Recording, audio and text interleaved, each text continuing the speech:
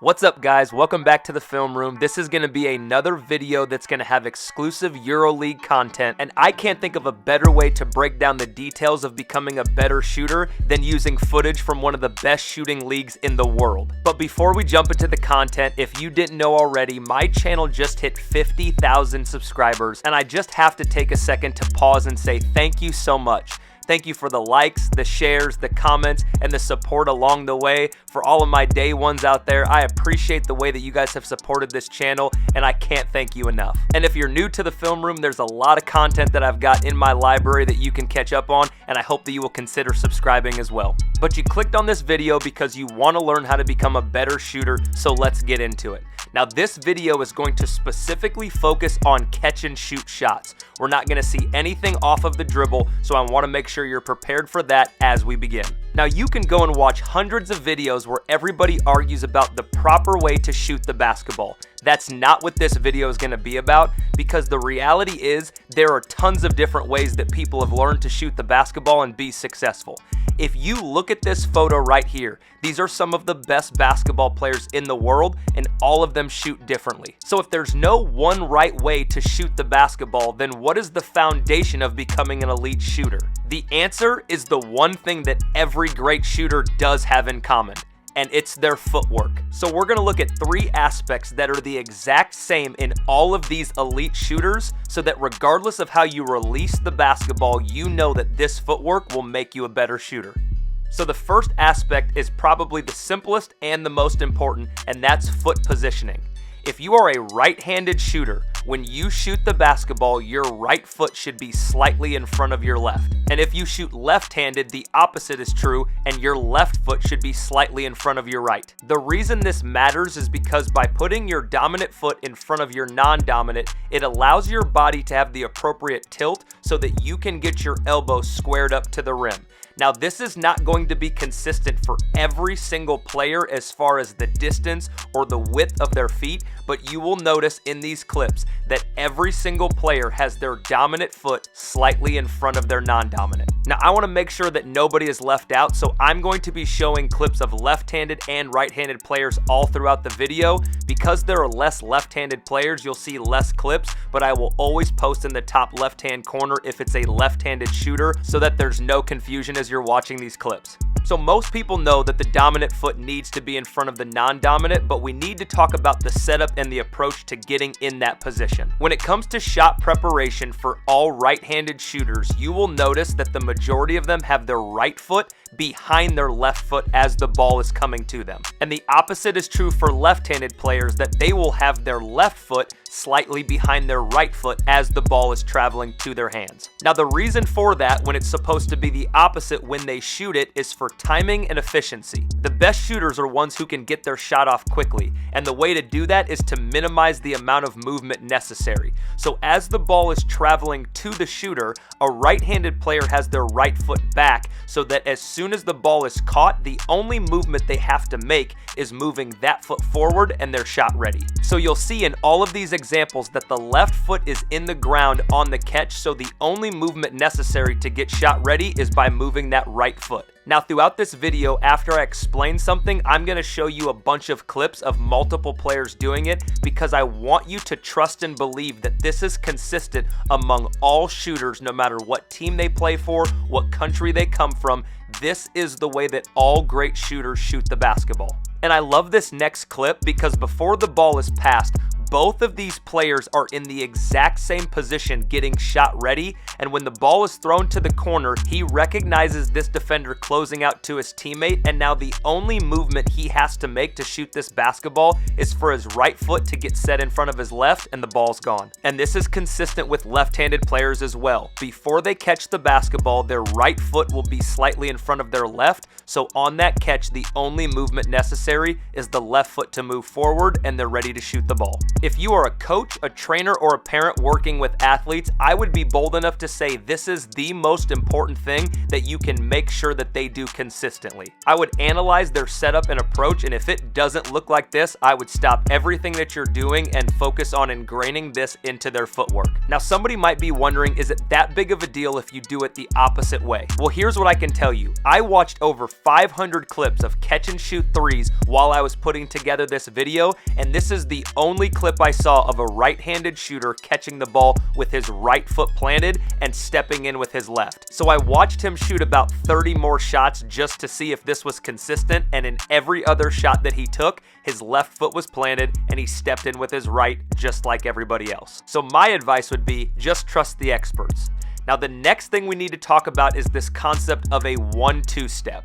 The only difference with this footwork is instead of that non-dominant foot staying planted, on the catch, you're going to lift that foot up and then your feet are going to step 1-2 as you go into your shot. And that step will help a lot of players with their rhythm, and it also helps produce more power when you go to shoot it. It can be really difficult as a shooter to stand dead still as you're waiting for the ball, so oftentimes this will just help get your rhythm going as you're preparing for that ball to get to you, but the footwork really isn't different than having that foot planted and stepping in. This is just giving you a little bit more rhythm and timing and power as you go into that shot. And what you're gonna see when we get into the rhythm section of this video is that oftentimes you're gonna be moving as you're catching the ball, so this footwork is just as important, if not more important, than being able to step in with one step. Now, the controversy when it comes to shooting footwork is whether you should hop or not.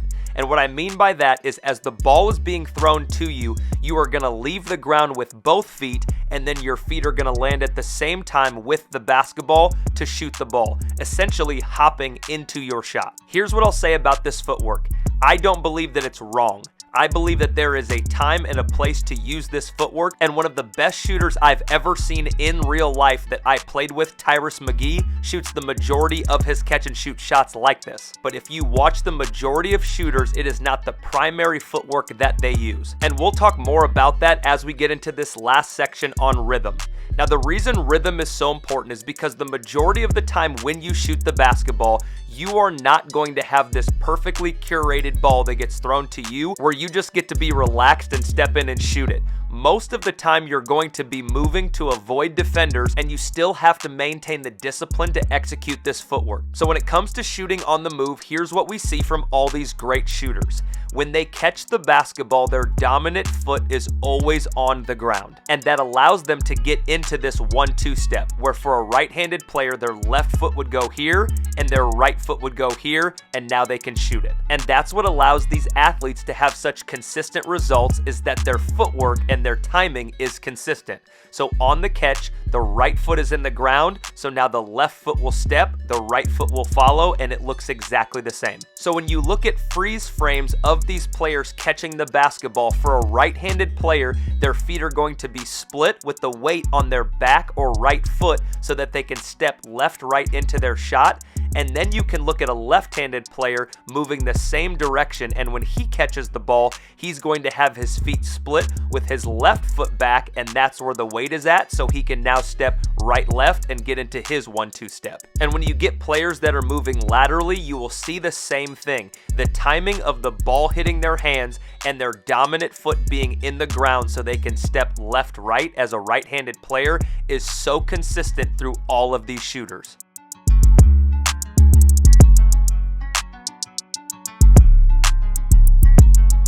I love these next two clips because you see the same footwork in the same spot from a righty and a lefty. As the right-handed player comes off of this pin down, his defender tries to shoot the gap, so as he fades to get separation from his defender, he catches the ball with his right foot in the ground so that he can step left-right into his shot. And as the lefty comes off of a screen, his defender is going to shoot the gap, so as he goes to fade, you're going to see that he catches the ball with his left foot planted, and now he's going to step right-left into his 1-2 step. And this is why your footwork is probably more important than your actual release, because it's your feet that are going to put you in position to shoot the ball consistently, shot after shot. These next three clips are right-handed shooters all moving in the same direction at different distances, but their footwork looks exactly the same on the catch.